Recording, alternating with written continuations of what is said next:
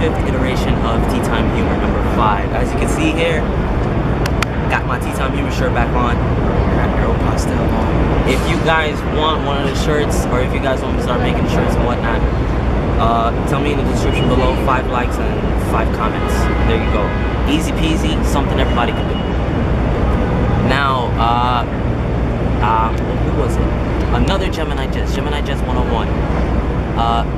His question is going to make today's 5 to 8 minute little segment. So, the question was, what do we think about flights banning themselves from going to Caracas? So, who would like to start? It's simple. It makes sense. It does make sense. It's a political thing. It is. Because why would airlines want to continue to fly to a country where their workers, the ramp agents, are being held up hostage at times at gunpoint? Yeah. And plus, I mean, at that point, it's also a baggage issue too, because sometimes even if everything could be going right in the airline, for that specific airline, and the flight might go out on time and everything or whatever, so on and so forth, but there's also that one slight chance that one of the baggage crew or one of the ground crew is just that crazy and slips a bag inside, you know, full of cocaine or full of this or full of any type of drug or whatnot. So it's a hazard for airlines too. They don't want to be dealing with this, carrying drugs internationally, and they don't know who's doing it, you know. So that's another thing that they're probably trying to look at too. That's why they're stopping airlines from going there. I mean, American, Delta, and even Avianca, they're pulling out of the market. And plus, a lot of tension. Yeah, there's like a coup that's down there in Venezuela, so it makes sense for them to pull out. Because from here to Caracas, it's let's just say $700-800. Yeah. Round trip. Let's just say that. Or one way, rather. Yeah, that probably. Yeah, that makes sense. But then coming back, you're gonna be paying more. If you live in Venezuela, it's like the amount of paying for a house or paying for a car full just to get back, because their dollar has gotten down over the years. Not even over the years. I remember my dad had to go to Caracas for some business purposes, and when he went there, he told me, he was like, oh, there goes another helicopter. I'm gonna try to speak up a little bit. He told me that when he went to Venezuela, for us over here in the US, we go by gallons. Other places like Europe and whatnot, they go by liters when they're filling gas. He told me for my 18-gallon tank, which is usually around $40, I would say, for my 18-gallon tank, would be 10 cents in Caracas, 10 cents US. That's how bad their currency is down there. I don't know about now, because he did went like about, I don't know, 3 or 4 years ago, but it's that bad down there, and I can understand why airlines are pulling out, because obviously the market's going bad, the government is going worse, and you know, with all the riots and everything that's happening, you know, I wouldn't be surprised if something crazy happened in the airport as a result of that, because the people in Caracas and the people in Venezuela in general just need money, and they need to stabilize themselves a little better than what the government is doing now. Didn't Dynamic used to go to Caracas? I think so. So even Dynamic pulled out of the market. And we all know Dynamic sucks. Yeah. No offense, Dynamic, but you need to get your game up. Hands down, you need to get your game up. I mean, it's fine that you're using 767s, but like that interior, yeah, it looks like a jailbird plane. There you go. It looks like Rikers Island Express. Damn. Really? Sorry, not Rikers Island. Alcatraz. Look, it's just bad. It's just bad, okay? It's like Prisoner of Azkaban, you know? Sirius Black. So we went fictional. Yeah. Wingardium Leviosa, homie. Really? Yes, really. Y'all ever seen the movie Flight of the Conchords featuring Nicolas Cage? Remember that DC-3? Looks just like that. Dang. Damn. Oh man. But yeah, I mean, it honestly, it's not really much to talk about, seeing as it makes sense for all the airlines to pull out. You don't want, obviously airlines don't want to stay in there and get trapped or entangled in whatever it is that's going on in Caracas. And they sure as hell don't want to pay the cost if something happens to one of their planes and this and that. I'm pretty sure anybody in Venezuela or whatever airline, whatever people is in whatever people is in Venezuela that's hosting that airline, you know, their general manager for there, they ain't gonna want to pay nothing. The airport is not gonna want to pay nothing back to the airline itself, because obviously they're in a money crisis and they won't have the money to pay it back. So that's why everybody's pulling out. They don't want to go until something good happens, or a big change at least. Or even the passengers themselves. Yeah, I used to work lost and found at JFK, and basically what it is that once you get to your final destination, you file a report, and I'll try to track for the bag. A lot of times with certain airlines in certain countries, and I'm not going to name them, I'll look for the bag, or I'll try to locate the bag, or keep asking that station, where's the bag? They don't have it. And it's either one or two things. It either went on another flight and it went to a different country. That's one. Or two, somebody took that bag. But anyways, that I'm gonna say this is gonna conclude our 5 to 8 minutes. So there we go. All right. And our main topic for today on this podcast is engines. Engines, being more specific, the big three: GE, Rolls-Royce, and Pratt & Whitney, PW. All right, gentlemen, how are we starting this? Who wants to go first? Let's talk about GE. Okay. For all those 777 300ER lovers out there. Great. For a person that's coming into aviation right now, the 777 series started with the 200. There's 3 engines: Trent 800, the first generation GE90, and the PW 4000. Okay. All 3 of those engines are perfectly fine. PW 4000 was actually the first engine introduced on the 777 when it was introduced with United Airlines back in 95 or 96. And then followed by that, I believe, was either between the Trent 800 and the first generation GE90. Each one of them produces an immense amount of power. Perfectly fine. You giving the camera a nice little hat, man. Nah, cause I felt the back of it and it's heating up. Oh, it's heating up. So I'm like, oh, okay. That's perfect. sorry, y'all. I had to put my hat on the camera. The camera's kind of heating up. Anyways, continue, Malik. The 777-300, which is an aircraft that everybody forgets about, where they confuse it with the 300ER. The 300, I would say, is the only failure thus far in the 777 series, and here's why. It doesn't have the most range at all. It's pretty much an extended 200 with the same range of a 200, or a base model 200. Oh, really? I didn't even know that. Yeah. I didn't even know that. Because the LR is the longest distance 777. That is the ER. Yeah. For both the 300ER and the 200ER. Yeah. Those have either GE90s, which is like a second generation, like a mid-second generation, before the 1-115B. So you're saying like a mid-cycle refresh? Yeah, mid-cycle refresh. Okay. And the Trent 800, which was introduced with the, I think Emirates had the 300 for a while, and I think they replaced them with the 300ERs. Yeah. Now the ERs is strictly GE 90-115Bs. That's it. That's it. Any airline that owns a 300ER, that's the only engine that you're gonna get with it. Now a lot of people might be wondering, how come Rolls-Royce never made an engine strictly for the 300ER? It could have been the 800, but it would have taken longer for airlines to find out what the power set was gonna be, how much pounds of thrust it's gonna put out, the length, well, I mean not the length, but the range that it would take the aircraft. So it wouldn't make any sense. Also fuel consumption and all that other stuff too. Yeah. Because don't get me wrong, Rolls-Royce makes some good engines. They do. Yeah, they do. But let's not overrate any of these engines. Exactly. As for instance, some of you may not know that the 757 started the Trent series. Actually, no, not the 75. The Platypus. Platypus. What's that? The Lockheed L1011 Oh!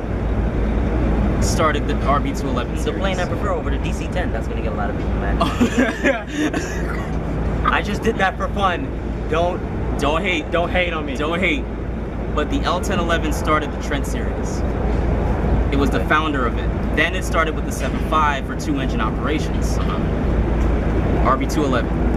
there's an engine out there that is the most underrated engine of all time, and it could have been put on the 747 and most likely the A340. Oh, really? Yeah. The PW2000. The RB211s on the 747 each put out 44 to 45,000 pounds of thrust on each engine, and the 400. Okay. And for the A340, you'll probably put out around the same amount of thrust. On the 7.5, it's 43,000 pounds of thrust for each engine.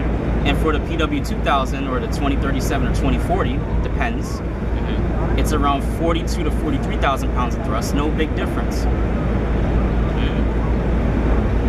Now, reason why we're comparing Rolls-Royce a little bit more to Pratt & Whitney is due to the fact that Rolls-Royce has been having problems with their Trent series. Yeah. And this is sort of what we're getting at with this whole engine game. Like, really, who has a less problematic engine? Now, the Trent 1000s, right? Yeah, the 787. Okay, so the 787 now has the Trent 1000s, and the Trent 1000s have been caught with a problem, and it's a huge problem. Fan blades. Fan blades are Catch yourself midair. exactly Yeah. not midair. No, you did. Yeah, they have in midair. Yeah, Oh really? Oh wow. Yeah. Okay, I didn't even notice. This is news to me. In midair. Trent 1000, the Trent 1000 have fan blades dismantling themselves midair, and in turn destroying their engine. Now, obviously, everybody knows what's gonna happen with a bad engine in midair, especially if it's gonna, kaboom. That's no good. Hence why we're comparing it to the Pratt & Whitney, because right now we think Pratt & Whitney and GE are doing way better with their newer versions or newer models or revisions of their engines. And we're honestly, I mean, like, sticking with the 787 series with the Trents versus the GE NXs, pretty much both of them in that category, I would say, are both kind of on the flunking side. I mean, yes, the 787, for many people out there in the world, because of how the media puts it out, Yeah. it's the most advanced aircraft of all time, which it's not. no, it's definitely It's not. It's the Concorde. Not because I'm a Concorde fan, it's just plain truth. You've never seen another supersonic aircraft ever. Well, look, Well, let's yet. not even compare supersonic, because there was only one supersonic Sonic jet. We're not even gonna bring in the Tupolev 144 into this. Oh yeah, that's true. Yeah. We're not even gonna bring in that. All right, in so we'll just stick away from. we'll compare apples to apples right now. All right, so- not apples to Roadrunner. So I would say that the A350 Yeah, exactly. is the most That's exactly what technologically advanced aircraft out there. Because as far as I'm concerned, compared to 787 to the A350, the A350 has an automatic RTO system compared to the 787, which I've never heard of 787 coming out with any of that stuff. And on top of that, the 787 again, like I said previously in previous podcasts, or if you see my blogs or whatever, the 787 battery issues, smoke in the cockpit. Now the Trent 1000s are giving out. The GE NXs in the beginning, they actually did have some issues, just like the Trent 1000s. And you want to know why? Rush. Yeah, Rush, there you go. Rushed work. Boeing pushed out the 782 quickly. I'm guessing Rolls-Royce and GE pushed out their engines too quickly. But did GE get to this point? Did they have fan blades going on too? I think on a few of them, right? Yeah, a few of them. Then they made a little quick fix. Yeah, but the main issue with the 7.8 was just mainly the battery issue. Yeah. And it was like, technically the 787, the way how it's treated, it's somewhat of the DC-10 of our time, of how they had to be grounded for a while for that battery issue. Right. Because the DC-10 had to be grounded because of the, I think it was the cargo hold door. Yeah. I think it was Turkish, I think it's Turkish 981. I think it was Turkish 981. It was taking off from Paris, and the guy didn't turn the door correctly, the lock. So as it took off, as soon as it passed through 10,000 feet, boom, The pressure. plane just dropped nose first into the ground. And the only thing that you can see, it's kind of graphic, but it was just like a butcher shop. You did not see any source of like, is this a human being? Like, that's how bad the crash was. It's the pretty much the you most got a gruesome plane. crash You got a ever. plane coming out at what, 1,000 miles an hour? Just You know. But anyways, so Yeah. let's get back to topic. Engines. As far as I'm concerned, I'm a huge GE fan. ICG engines, almost everywhere, and I like the way it is. The sound, its fuel efficiency, this, that, whatever, you know. It's on the 747 8i, even though I'm not a big fan of the 8i. And quite honestly, I like it. It's quiet. It's super quiet. I mean, for me, like, I'm more of an engine head where if I'm flying, I don't want the plane to be too quiet now. Well, that's true. Yeah, because like if it's taking off, I want to hear the difference between at full power and you're throttling back, and then once you're up at cruising altitude, it winds down because you don't need that much power. Exactly. Yeah. Unless you're going through a little bit of turbulence, but otherwise, if I'm flying in a 787, I'm sorry, I'll be a little bit leery. Not only because of the fan blade issues, the battery issues, but also the way how quiet it is. It's just. I mean, look, They look. quietest plane. They're the quietest plane. What's the quietest? C series. That's the quietest. CS100. That's the quietest plane. Wow, By I heard far. that. What plane is that? This is what I'm with Bombardier. Yeah, Bombardier. And Delta's gonna get them too. Really? Yeah, like They're gonna. Speaking of Delta, did you hear to get the 350s? The 350s are rolling out? Oh yeah, Wesley and I tried. This is a quick story. Wesley told me about the 350 coming, so Yeah. I'm like, oh, okay. Then he told me it was supposed to land at Atlanta at 7 o'clock in the morning. So we're like, oh, let's try to rush down there and see it, and then we'll just turn right back. We're like chill in Atlanta for a little bit. Then I called customer service trying to make sure I get a flight. She said, hold on, and she said, yes, I got a flight for you. Wait for like a good couple of 50 minutes. She said, I'm sorry, sir, everything's on book. You have to come to the ticket agent and get your flight blank. Damn. So then I look online. I was like, you know what, let me see how much a first class ticket is. Maybe it's not that much. I mean, I got Delta miles, so I'm like, let me just try it. It says like $1,000, so I'm like, okay, let's try Delta Comfort. Because I want to hear the engines. Guess what? $1,000. So then I'm like, okay, I just want to get down there. 1,000. I'm like, why? But guess what? This was so stupid. The 8 o'clock flight, I believe, was a 757. I'm like, yes, I need that plane. $1,000. It's 8 o'clock, so I'm like, okay, fine. 4 o'clock, $495. They need to go. One was on the $1,000. $1,000 on the MD-80. I was on a dinosaur. You see that plane flying through the air? It doesn't even have engine sounds. It just sounds like Chewbacca. And food in the air. Yeah, but mainly the new engines that are coming out on the A320. Well, actually, also speaking of engines, Yeah. the JT8s on the MD-80s are nice too. Yeah, I would say they're pretty underrated as well. They are. They're Actually, they're super underrated because I had to do a project for my aircraft config class, and I was looking at all small engines for like business jets. You know, stuff like Bombardier or what's the other one? Little Jet or this or that. And I'm looking and I'm like, okay, I found a few engines. Each, some of these engines push out 75, 8,000, 9,000 pounds of thrust. Yeah. And I'm like, okay, I could put 3 engines, make it a tri-jet, call it a day.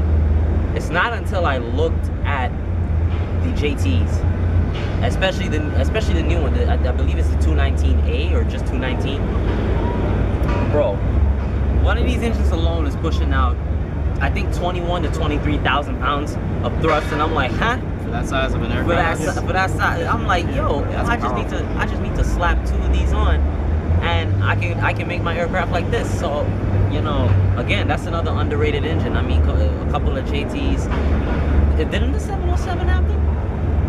The 707 and the 747 had a JT series engine. The first, like the 747-100, they had JTs, but they had problems with that engine in the beginning during test flights. Okay. But I forgot what engine the 727 had, because those were extremely powerful.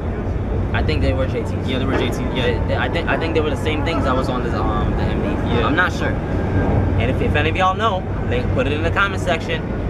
Please put it in the comment section. Tell us what engines are we missing. Yeah. All right. So, I mean, I know we know that was a little off the boat from the main topic, but here's our conclusion. I think GE is doing it right, even though they do have their fair share of problems. But I think they're doing it right. I think PW is also doing it right, and Rolls-Royce. Rolls-Royce need help. Yeah, Rolls-Royce, you need help. You need to go back to how you originally brought out the RB211. Look at the RB211 and what you call it? Put a revision of that out, because look, the RB211s, especially on the 757. Powerful. I mean, come on, guys, come on. With that engine, with that set of, with just two engines on that big narrow body. That's it. You can go short anywhere. field takeoff, short field landing. You can stop here, you can stop anywhere, whatever, this, that. Stopping power is great. I mean, come on. You have something great there.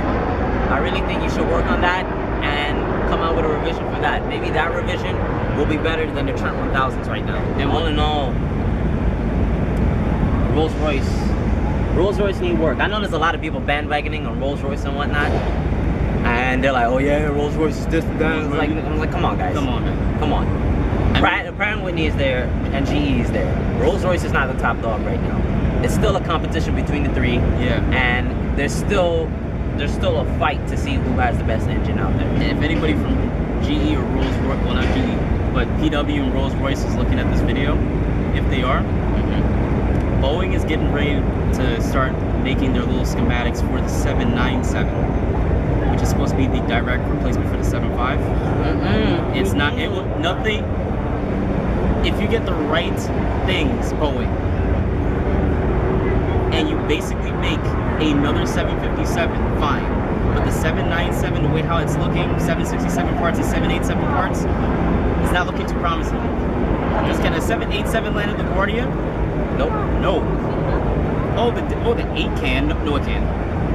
Actually, it might. It might be able to, but no, it can't. it can. Yeah, it can. Now that I think about it, it can, because if a 788 can land in Juliana, then it can definitely land. Oh yeah, you're right. But Juliana is like 10,000 feet, right? No way close. Nowhere close. Was it 8? Is 8,000 feet? No, not even. It's like borderline 7,000 feet. Okay, so maybe the 7.8 can do it, but I still wouldn't trust it. No, It's borderline 7. Honestly, it's actually, you know what? It's up to weight and balance issue. Yeah. Because if the plane is too heavy on landing or takeoff or whatnot, it'll rip up the runway. Yeah. We all know that. But speaking of which, I feel that both Airbus and Boeing are going to look for a direct. I'm sorry, there's a bug on the tripod. Yeah. Do you mind taking a picture of my friend and I? Sure. Should I continue? Yeah, continue. With my camera. Yeah, no problem. So, No, we're just trying to shoot a video. Oh, you are? Oh, okay. so All right. Now let with me the go. 757, Took another picture, but the sun was somehow. I feel that Too bright? if Yeah. Boeing wants to make a direct Maybe replacement, headed now. don't make the 797 a new aircraft. Take what you got from the 757 back in the 80s, use that 80s technology, I know. and implement like some newer technologies to make a better 757, Yeah, okay. or better yet, Airbus, maybe you guys should do it. Like in the dog. I'm being very honest with you, like, the way how the listen, if you take the A350 and you make it a narrow body, make that the A360, A370, whatever, Okay. that will be the perfect 757 replacement. Sorry. I mean, the look of it is perfect, it's consumer friendly, and for me, going back to PW and Rolls-Royce, make an engine that's at least 44, 45, or 46,000 pounds of thrust, you have a 757 replacement. And if it can get to Newark, or actually from Chicago to Munich, or damn near Chicago to Istanbul, without stopping, going to and from, you have a 757 replacement. Not necessarily. You're not necessarily big replacements. They're just like making different. Okay. Yeah, pretty much. Yeah, they're pretty much in different class. They're not like the make exact model. Like, oh yeah, they're gonna take some. No, man. Yeah. Just making them from different classes. People in different other What next? Airbus might come out with what basically a plane that looks like an A350, but it's just like a narrow body. Yeah. Because like the A321 Neo, sorry, the Neo, is not gonna cut it. Yeah, just make something different. Yeah. The same class, something different. That's it. Okay, what was you talking about? I was talking about Airbus making a plane that looks like the A350, but as a narrow body, like how Boeing is gonna try to do with the 797. Man, What? there you go. I just got it. Again, like I said, I think it was podcast 2 or podcast 1 or something like that. A325, like 75. No, I was saying the A322, but you know, instead of A322, we'll just make it in the A3 something and make that into something that's close to a 75, because the A321 already right now is not fully, but at least 50% there, looking like a 75. So if Airbus can push it a little more, just a little bit, you know, maybe add like 10 or 20 more seats, something like that, put an extra set of wheels in the back and just, you know, get powerful engines for that, yes. then by all means, Airbus, you're gonna win again, and Boeing, you're just gonna be late. Because think about it, with the 777-9X series, right? The 8X, well, the X series in general. You have the A350, then you have the 777X. 2 aircrafts in the same category. Which one's winning right now? Oh, Boeing just broke the record for how much aircrafts it's ordered. I mean, like the aircrafts that's being ordered in the first couple of months of it being introduced. No, the A350 has more orders than the 777X series. I mean, Delta used that like all for 787. They cut it off and they get A350s. Yep. That's disappointing. I mean, like they was getting all 75s, Yeah. and I mean 75s. They was getting 7.8s, and they replaced it with the 350, and because obviously the 350 is better. Now, look, don't get me wrong. It depends. I mean, yeah, the 7.8 might be technologically advanced, but it's not beating the A350. I mean, I know they're not competitors, but still, it's definitely not beating the A350 in terms of everything. now, in terms of the sizes and everything, let's just put that on the side and just compare them. The technological side. Boeing, you just put screens to show altimeter readings, airspeed indicators, and all this other stuff. I mean, like, no offense, guys, but who cares? There's a lot of aircrafts that have it now. Yeah. 2, oh, I can dim my window. Yeah, I think it's cool. Yeah, because I don't need to somebody doesn't need to put down their window shade. I can look out the window. Yeah. Fine, you got that. But I mean, look, it's only a matter of time before before Airbus implements it or any other type of manufacturer implements it. yeah, oh, Bombardier has it? Yeah. Oh, wow. Okay, there Wow, you go. Look at that. Bombardier has it. Now, look at this part. Airbus has a system called ROPS. ROPS. Runway Overrun Prevention System. Yep.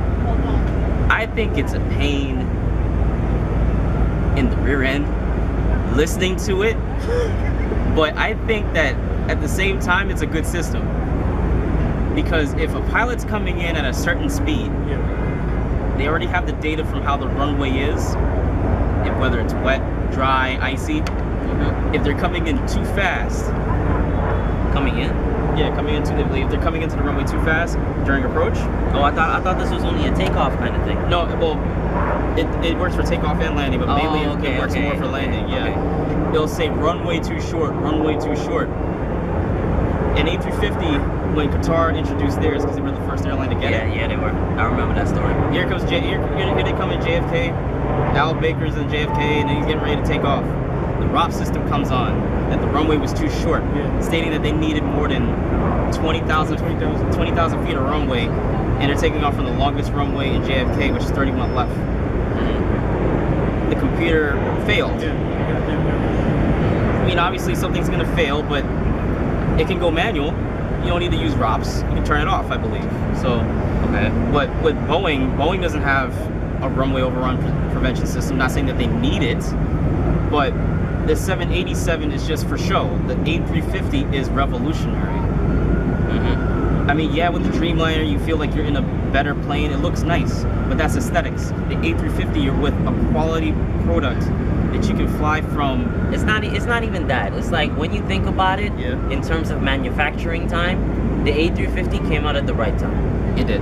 because it was manufactured, they weighed it, they tested, and then they brought it out. The 787 was rushed because, again, Boeing probably thought, hey, the 350 is our competitor, let's push this plane out first so everyone could buy our plane first. And that's how United got screwed with that deal. There you go. Yeah. That's how United got that's how United messed up. And again, for anybody coming into aviation, I'm gonna tell you this: the the 787 is not a competitor to the A350. Yeah. We said it before. Yes, and we'll say it again. The A350 is a 777 competitor. It's the response from the long-awaited response for Airbus to respond to the 777. The 787 is supposed to be a 767 replacement. It's the same class. It's in the same class size of a 767, just a little bit larger, but it's in the same Quite class. honestly, it's an A330 competitor. Yeah, it's an A330 Neo competitor. There you go. It's a Neo competitor. A Neo competitor. Come on, guys. But they compared 777X is the A380 cooler, which God. You know what? This is gonna be our topic right now. Right here, right now. 777X versus A380. They say it's a killer. Gosh. How? Oh my gosh. How can you tell me that a plane as long as Battery Park is gonna beat an A380? Come on, man. First of all, you're talking about weight. We talk about weight, which is passenger load, fuel load, crew, luggage. And that engine plane itself. I mean, look, don't get me wrong. I know composite planes are out there, and it's gonna be light and this and that. Look, but still, I'm telling you right now, bad weather is gonna push that plane up because it's so light, and tail strike right there, right then. Not only that, microburst issue, since it's so light. Microburst issue. That's one of the worst things you can ever fly in, and that's something that you normally see during like the start of a thunderstorm in the air. Yeah, it's a microburst. That's why you don't see pilots flying into dark clouds. They fly away from them. They don't care if they gotta fly hundreds of miles away. They'll do it. Yeah, because you don't do that. Don't do that. If a pilot does that, then you just risk your passengers and your life. That's it. No, even cargo pilots don't do it. I don't know if you guys ever seen Sahara or whatever that movie name is. They flew into a sandstorm and the plane obliterated. That's exactly what a microburst is when it comes to flying into, a storm like that. Yeah. You don't want to do it. And if you do, Godspeed. Yes. Godspeed. Yes, absolutely. But getting back to the main topic that we just came up with, the 777X versus the A380. No, the 777X being an A380 killer. Yeah. That will never happen because I promise you, the amount of luxury you feel in the A380 is nothing compared to any Boeing product out there. I don't care if even the 787-1000s come out and they have some crazy shit.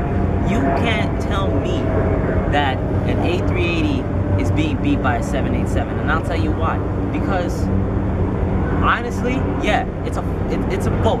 It's a boat in the air. But look at it this way: it's like the A380 is a luxury cruise liner, and the 787-1000 is just, I don't know, a 33 to 40 feet yacht. Yeah, perfect example.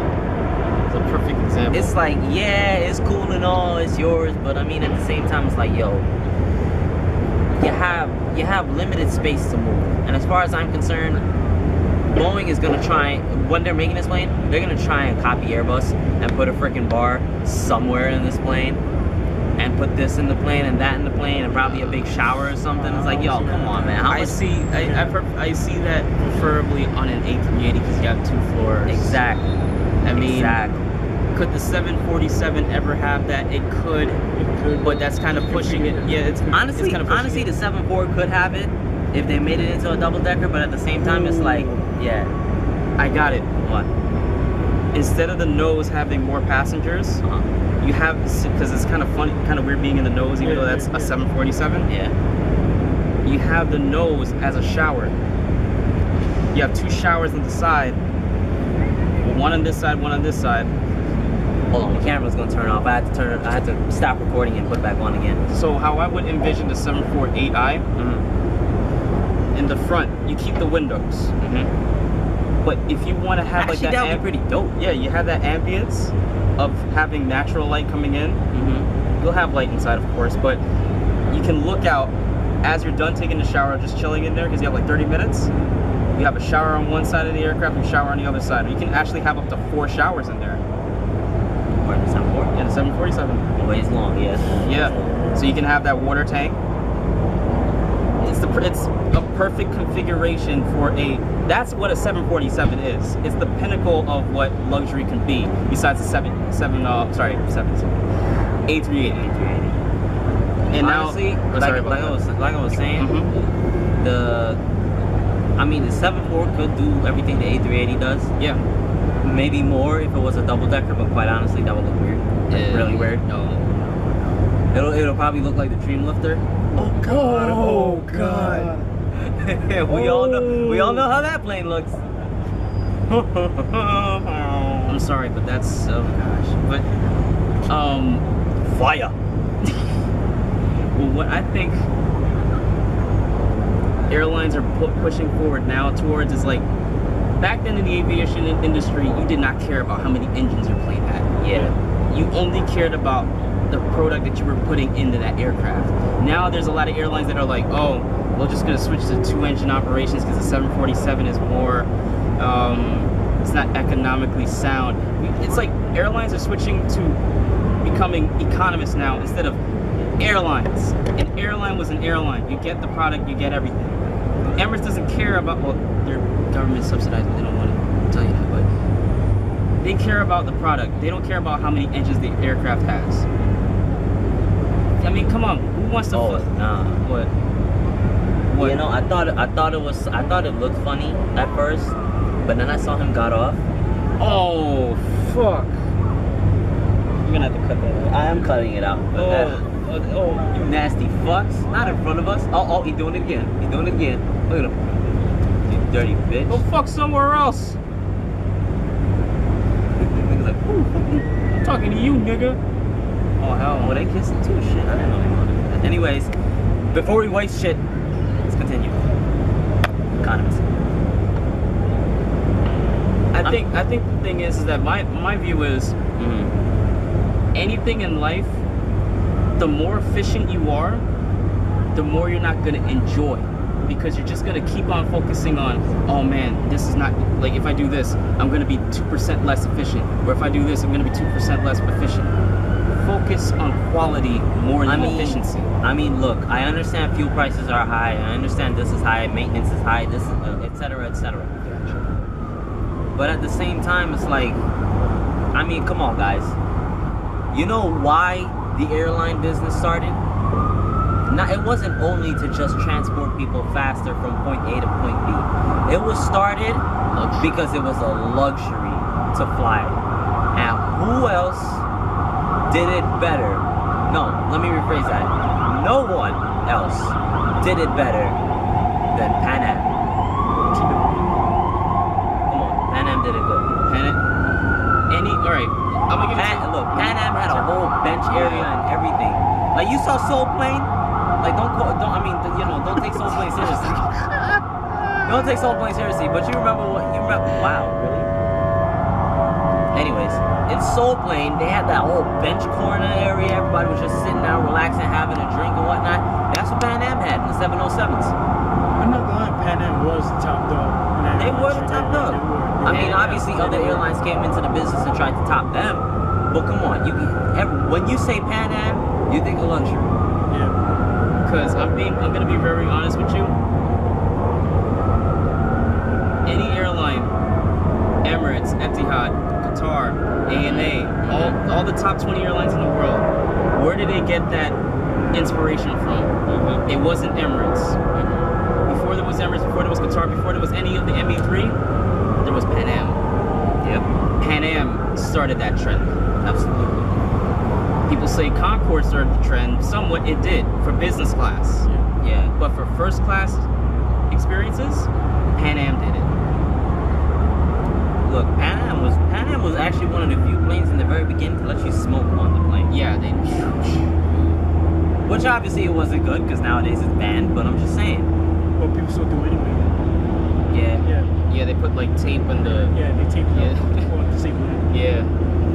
But those are crazy people. Don't be one of those crazy people. Anyways, Pan Am was the one that let you do it all. And the pilots actually, well, what's the word I'm looking for? They actually, you know, said where you were. Okay, ladies and gentlemen, if you look out to the left side of the window, you'll see such and such.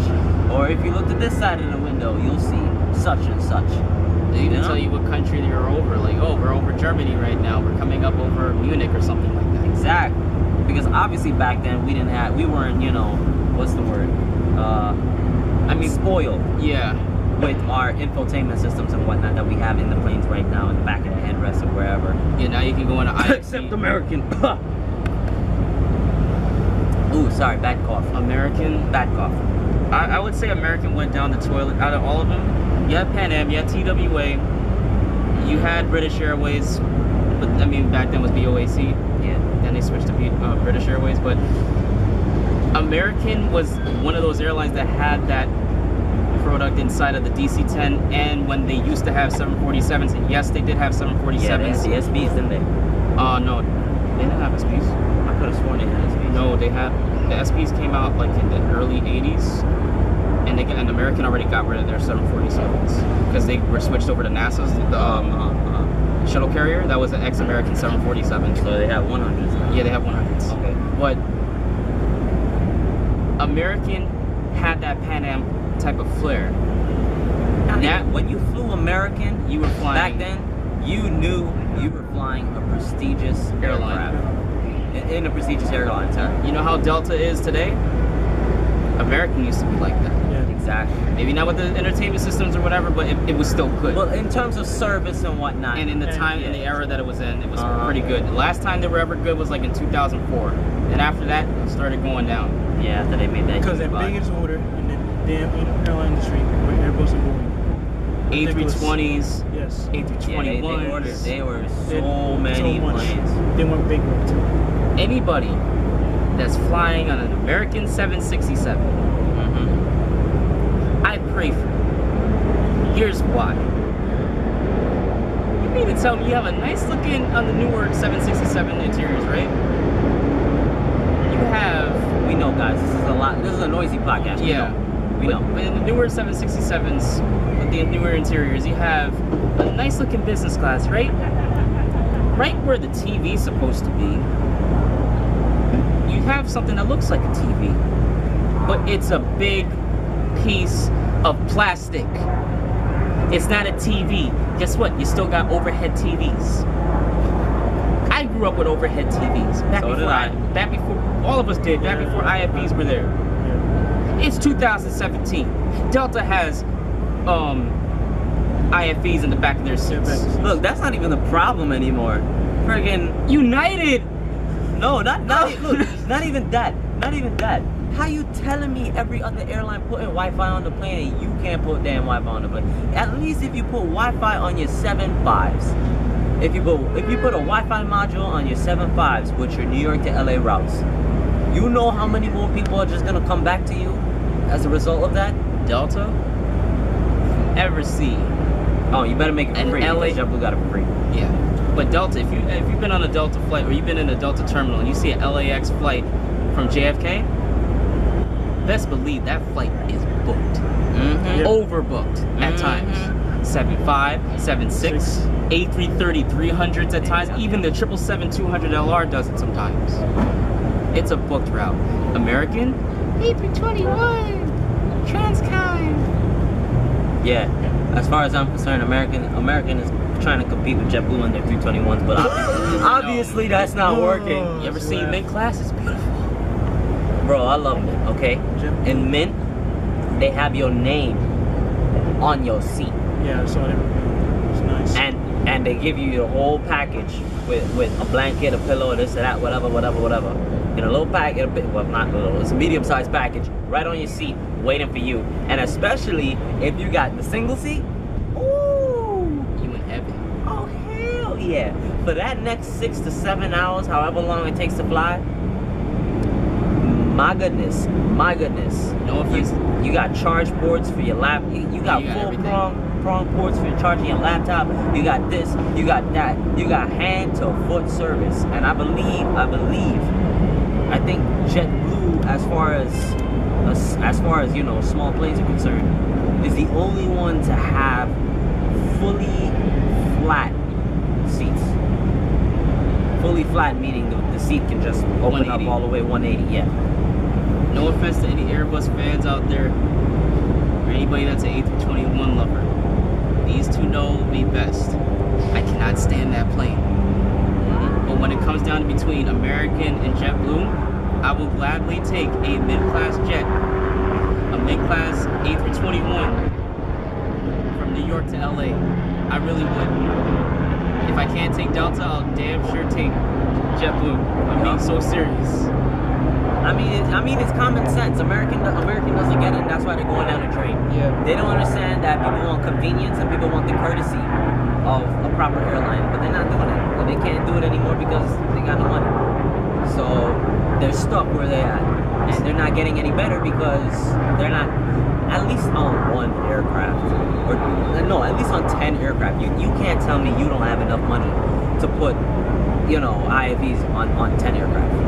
You had enough money to paint all them aircrafts. Yeah, exactly. You had enough to repaint them as another Pepsi can, but you don't have enough to put infotainment systems in the back of the seat of the headrest. You're trying to compete against Virgin America, looks like Coca-Cola.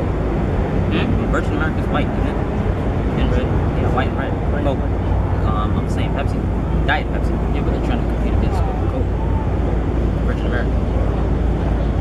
Whatever the case is, you understand what we're trying to get Yeah, at. you know. Oh boy, oh boy. But the main thing is, you cannot say that a 777X is going to kill the A380. I'm mad how we just got back to that. Yeah. I'm mad how we just got back to that. I mean, like, everything that we said, it kind of entails that because we're talking about luxury.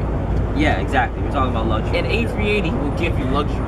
Again, remember, like I said, A380, you can compare that to a cruise ship, and you can compare a 78 or a 777X to a yacht. That's it. That's about all it is. Or, you know what? It's probably just... It's like 50, or I think it was like 50 or 80 seats all for the A380. For business? Not business. I'm talking the whole seat configuration itself. What do you mean 50 to 80 seats? No, I'm talking the whole seats. Yeah. It was way off A380. Could they try and expand to that same amount as A380? But most likely they'd say, yep. Oh, you're saying the 777 trying to expand to the same thing? Yes. No, they yes. can't. Oh. They can't. They can, but they can't. Oh. They spread the most they can. The That's only what they- No, they can't do it because then you know how long that plane is going to be? Not only that, like Like, you got another 346 on your hand. I mean, pretty much it's going to be longer than the 748i, and that's longer than the A346 already. Exactly. So, I mean, the only way that they're going to have that many seats in a 777, Yeah. you're not going to have no business. You're not going to have no first. It's just going to be economy. And I'm talking Spirit Airlines economy where knee hugging. Yup. Knee hugging. Yup. Alright, y'all. So we're gonna come to a conclusion and end it here. This podcast probably might be the shortest podcast we've ever done so far. But I mean, I feel that it had like a lot of information. yeah, it had a lot of information. It's just that it was a little shorter than normal. But honestly, you know, as you can see, we didn't have another input. Obviously, TJ, we're looking at you, Mr. Economics. But yeah, we didn't have a lot of input compared to what we usually would if we had all four of us, like last week. Yeah. But I mean, it's what we had to say. As far as engines are concerned, we all said what we had to say. And as far as the 380, no, let me rephrase that. As far as the 777X is being an A380 killer, that's never gonna happen. That is never gonna happen. You cannot compare a flat, not a flat. You cannot compare a single floor aircraft to a 2-floor aircraft. No way. You cannot extend that aircraft so long that one is gonna take up taxiway, especially when you gotta hold, and two, it's not gonna fit at a gate, guys. It's not gonna fit at a gate. And you must love hitting the runway a lot. Because tail strike is coming your way. And not only tail strikes, like the way how it's gonna land. Yeah. It can't land at a pitch anymore. It can't have a flare. Yeah, it has to land perfectly. No, not even. It's probably gonna be less than 10 degrees, 5, 10 degrees or so, just so it doesn't hit. Shoot, it's probably gonna be 1 degree. Just so it doesn't hit. It's gonna have to like, bop bop. It's gonna slam. It's gonna slam hard. And all that luggage and people in the back of the aircraft. Yup. It's gonna stress the fuselage even further every time we touch down. It's gonna be like this. Look, at the end of the day, it's gonna look like a burnt piece of pole. It's gonna look like a bent piece of pole. Like the 7310. Yeah, like a 7310. Don't even go there. Please don't go. Okay, we're not gonna go there. Oh, Anyways, guys, those numbers don't belong to each other. Okay, Oh, we're gonna end it here. please do. Please do. We're gonna end it here. It's kind of okay. It's not kind. It's extremely warm here in New York. It is. Like I said, let me just come up closer so you can see. These are our Tea Time Humor shirts. Get the merch. Get the merch. Actually, please do get the merch, because obviously this is what's gonna support us for the time being. You know, I make the shirts, so I buy these plain T-shirts for, like, you know, change and whatnot, and then I do all the designing. I do all the vinyl. I put it in the cutter. I make sure I cut it. I am legit. You can ask anybody who's seen me make a shirt. It takes me a good 20 minutes to perfectly size this, because I'm too nitpicky on how it should look. It takes me a good 20 minutes on that.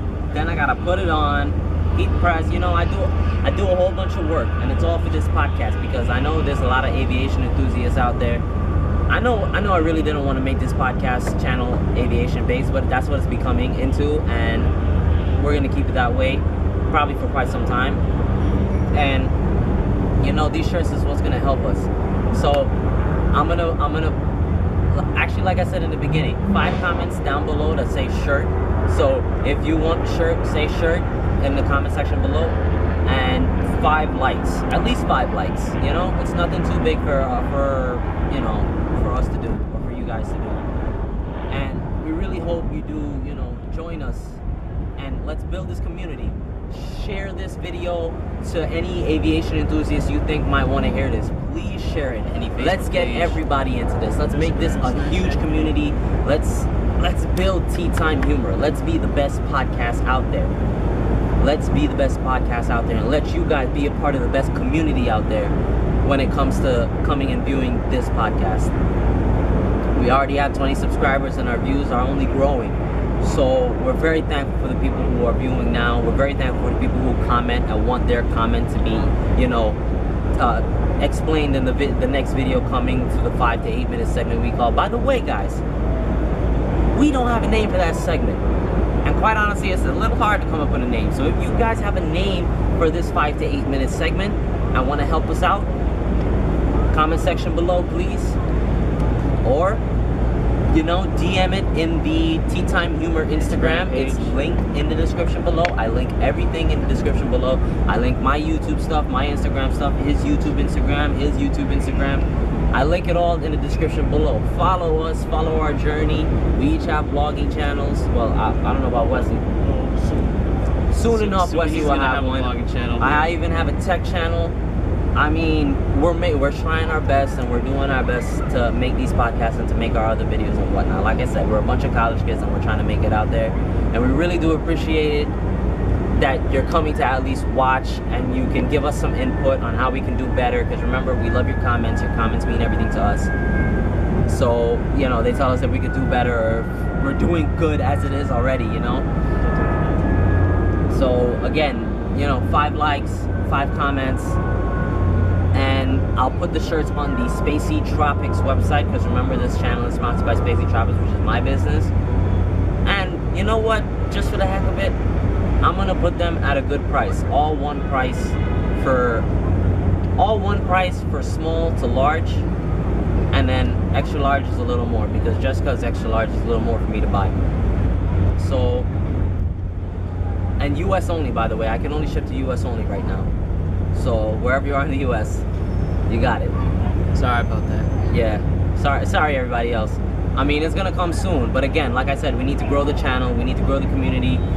We need to grow everything about this channel. So if you can help us out with this, or I'll make Tea Time Humor stickers, and you can buy the stickers too. I'll put that up as well.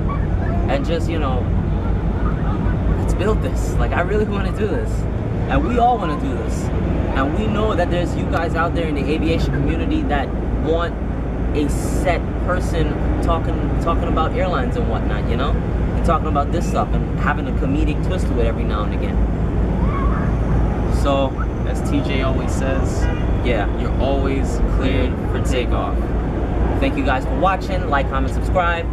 I'm ANMOL, this is Malik, this is Wesley, and TJ ain't here. MIA. But thanks again for watching our podcast, and we hope to see you guys in the next one. And again, if you want your topic discussed in the following podcast, comment below. T-shirts, comment below, 5 likes, and just, you know, let's start doing this. Tea Time Humor is here to stay. Thank you guys, and we're out.